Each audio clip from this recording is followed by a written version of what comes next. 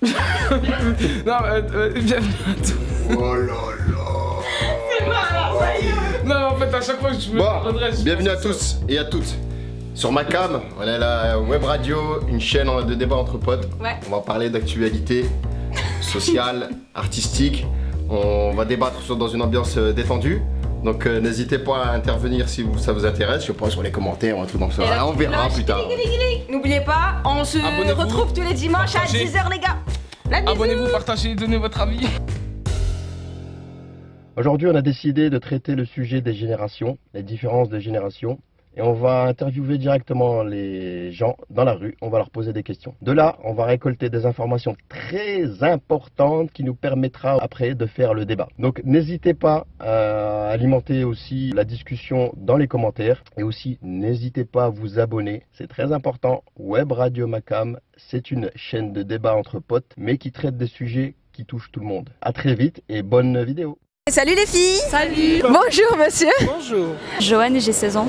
Cassiane, 19 ans. Claire, j'ai 42 ans. Loris, 18 ans. François, 51 ans. Sophia, 19 ans. Et Claude, 48. Donc on va commencer avec une première question. Je voulais savoir votre rapport au téléphone. Quel était votre premier téléphone? Un Samsung Mini, je crois, un truc comme ça. Un Samsung Mini. Est-ce que c'était un smartphone? Ouais. D'accord. Fixe ou portable? Portable. un Blackberry? Ouais, Ouais. c'était ça. Moi aussi, je pense que c'était ça, un Blackberry. Moi, ça devait être un Nokia avec des belles touches. Ouais. C'était plus les 3310, c'est ça? Ouais, genre là, Ouais. Mon premier téléphone portable, c'était un Ericsson et c'était un 3310. Moi, c'était pas un Blackberry, je crois. C'était même pas vraiment une marque. C'était pas un smartphone en tout cas. Non. Et vous l'aviez eu à quel âge ce téléphone? Oh, j'avais 18-20 ans.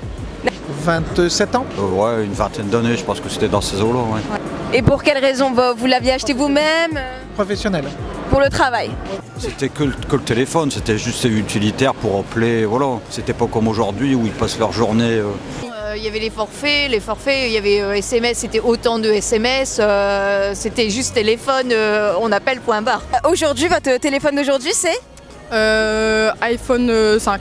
Moi, j'ai toujours pas un téléphone récent, non. 3310 Nokia? Non, je sais Vous nous le montrez? Ah super. Mais c'est les meilleurs, non? pas. Ouais, peut-être. Un Huawei P10. Moi j'ai un iPhone, Un iPhone? un iPhone 6. C'est un Samsung. Non, c'est un Wiko. C'est un oui quoi? C'est un smartphone? Oui. iPhone 8 Plus. Et un iPhone 8. D'accord. Voilà, l'iPhone 8, c'est la plus jeune, mais elle a le plus récent. Hein. Ok, et qu'est-ce que vous pensez en fait, la différence entre vos téléphones passés, présents? Est-ce qu'il y a une grosse utilité? Est-ce qu'il y a des choses que vous aimeriez retrouver dans les anciens téléphones? Est-ce qu'il y a un gros changement pour vous? À part le jeu Snake, franchement. Ça permet de faire plus de choses, d'aller sur internet, alors qu'avant on pouvait un peu rien faire avec. C'était juste pour passer des appels et c'est tout. Non, j'ai le doigt qui glisse, c'est bon. Et pour quelle raison vous avez passé au smartphone? Pour suivre la génération ou parce que c'est plus utile? C'est plus utile. D'accord. C'est pas mal quand même. Rien que pour trouver du boulot, si t'as pas de téléphone, c'est compliqué. Hein. Effectivement, c'est vrai, j'en ai pas pour l'instant, c'est compliqué. Le design il est mieux, mais la batterie je préférais avant quand même. Ouais. Ouais, je pense qu'on sera tous d'accord sur ce point. Savoir au niveau des consoles des jeux vidéo, donc vous, quel rapport vous avez avec les jeux vidéo? Est-ce que vous avez joué aux jeux vidéo? Quelle était votre première console? C'était la DS. La DS, donc ça revient beaucoup la DS chez les jeunes. Moi, c'était la Nintendo DS. Ah ouais. Et j'y joue encore la Play. Ah ouais, moi j'y joue encore vrai. Alors moi j'ai eu, c'était sur un ordinateur Pac-Man. Oui, Pac-Man, oui, c'est intéressant. Voilà. Et au niveau des consoles? J'ai une petite console, mais je me souviens même plus du nom quoi. Ouais. C'est vraiment le jeu électronique. Oui, d'accord. Le basique. Comme une Game Moi, Boy. j'ai Voilà, eu une c'est ça. PS1. Une PS1? Ah ouais, il y a quelques années, ouais. Bon, c'est Nintendo DS aussi. Nintendo DS aussi? Et toi? Moi c'était la même chose. Nintendo DS. Le tennis? Je crois que c'était Akari. Akari, d'accord, moi je connais pas du tout. Moi, je m'en doute. Et à quel jeu tu jouais sur la Nintendo DS? Mario. Mario. Mario Bros aussi. Ok. Animal Crossing, la maison du style Mario, la base. Ah, tout le monde, je pense que c'est sur toutes les consoles. C'était avec les balles de tennis, mais je me souviens plus. Ah non, moi aussi Mario Bros, c'était ma vie. C'était sa vie, d'accord. Sonic et Blaze, là je sais plus. Ah, j'aimais trop. Est-ce que vous, après, par la suite, vous avez joué avec des jeux vidéo comme sur PlayStation, des... Non. Non, vous jouez plus aujourd'hui? D'accord. Bah moi j'y joue encore à la Play, ouais surtout. Dis-moi pas que tu joues à Fortnite. En Black Ops. Ça, tu vas plaire à beaucoup de mecs là, je crois. Vous jouez encore? Pas trop, non. Et toi, tu joues beaucoup ou pas aux consoles? Non. C'est pas trop ton truc. Toi, tu t'as arrêté? Moi, j'y joue pas trop, mais quand j'y joue, c'est FIFA, c'est tout. FIFA, là, on a des connaissances quand même, hein? Moi, je joue plus. Ouais, moi non plus, je joue plus. Moi, je connaissais Crash Bandicoot, Ray-Ban et tout. Je voulais savoir si vous attachiez énormément d'importance aux vêtements, parce que peut-être qu'avant, on n'avait pas forcément la possibilité d'en acheter énormément comme aujourd'hui, et que bon, en fonction de la tendance, on les change. Est-ce que pour vous, vous avez la même relation aux vêtements qu'auparavant? Moi, pas les derniers vêtements à la mode. Maintenant, par exemple, ma paire de chaussures, si je l'achète, je fais juste un ce qu'elle s'use. Hein. Après, ouais, ce qui est vêtements genre haut, etc., ouais, c'est vrai que j'achète pas, je dépense pas de masse, genre. Ouais, voilà, mais quand j'achète, puis même, c'est des petites pièces pas chères en fait. On essaye quand même de te suivre tout le temps un petit peu, enfin voilà le style, mais c'est vrai qu'aujourd'hui, rien qu'une paire de baskets, quand on voit le prix d'une paire de baskets aujourd'hui, il y a 20 ans, on aurait demandé ça à nos parents, ça aurait été non. Quoi. Moi, c'est pas question de tendance, mais c'est plus mais aussi une question de mood et aussi, et voilà, peut-être aujourd'hui, on m'habille un peu plus chic, l'autre jour un peu plus street, etc. En fonction aussi de ton mode de vie, si tu vas au boulot ou voilà. Mais tu te suffis de ce que tu as. Mais par contre, je me lasse vite des habits.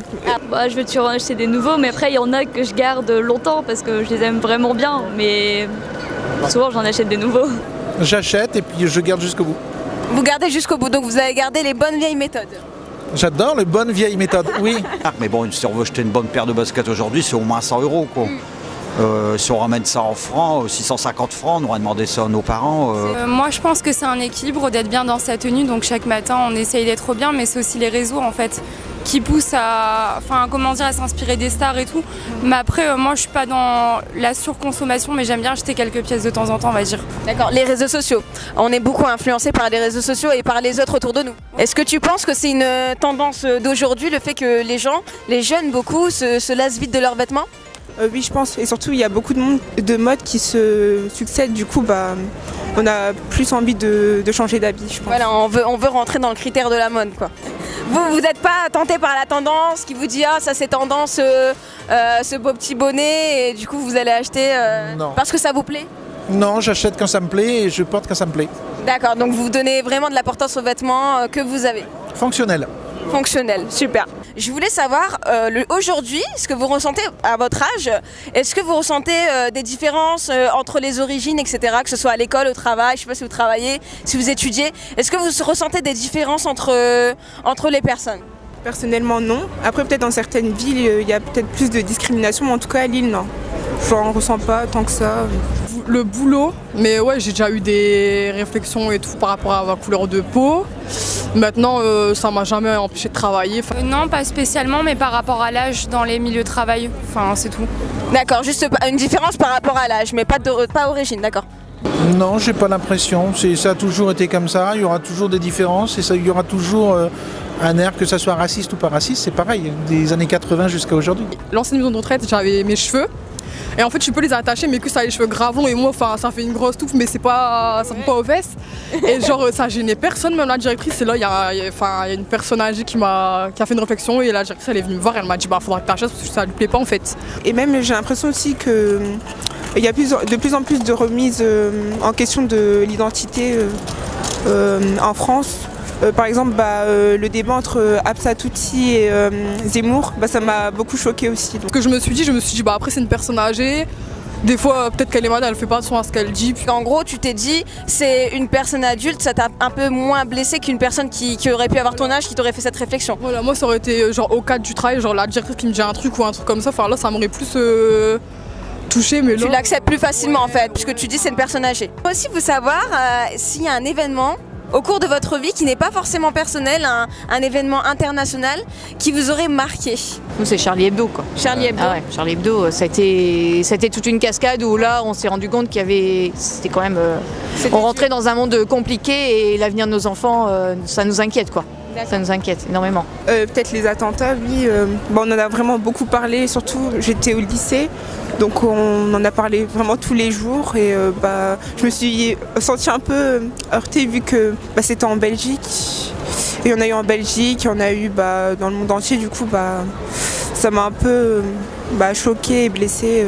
Les attentats aussi, parce que ça montre quand même que le monde il change beaucoup et que ça va être compliqué plus tard. Enfin, pour nous, ça a l'air plutôt compliqué. D'accord. Moi, les attentats, après ça m'a choqué sans me choquer. C'est-à-dire ouais, c'est genre, en fait ça m'a fait mal au cœur. Mais ça date pas d'hier non plus. Et comment dire, avant, j'étais dans l'optique, on va changer le monde et tout. Maintenant, c'est plus trop ça parce que je sais que on laisse faire les choses, puis c'est tout. L'utopie est en train de mourir à petit feu. Ouais, déjà peut-être mort depuis très longtemps. Je pense aussi, Et du coup, mais sinon, c'est ça quand même qui m'a fait mal au cœur. Les attentats, quoi. Très sensible et du coup, je prends toutes les émotions et genre. Ça t'a marqué les attentats, ok. Les attentats peut-être du 11 septembre. Les attentats du 11 c'est quand septembre, même quelque chose de marquant, quand même, ouais. On va dire les tours aux États-Unis. Ah oui, oui. Oui, ça c'est marquant. C'est marquant. C'est le plus gros clash qu'il y a eu depuis que je suis né, oui. Et comment vous l'avez vécu, parce que ça s'est passé aux États-Unis, et comment vous l'avez vécu en France? Ça a été vraiment un drame à cette époque pour vous? Non, mais on s'apercevait que ça faisait du bruit au niveau mondial, donc oui, on ne savait pas à quoi s'attendre. Est-ce que ça allait donner lieu à une troisième guerre mondiale? Est-ce que ça allait donner lieu encore à un matraquage? Oui, c'était dramatique. Oui. Donc c'était l'ouverture à un début de guerre, qu'on va dire, contre... C'était la première fois qu'on agressait les États-Unis chez eux, donc forcément ça donnait un impact. Et ça a un impact aussi international parce que c'était les États-Unis. En plus.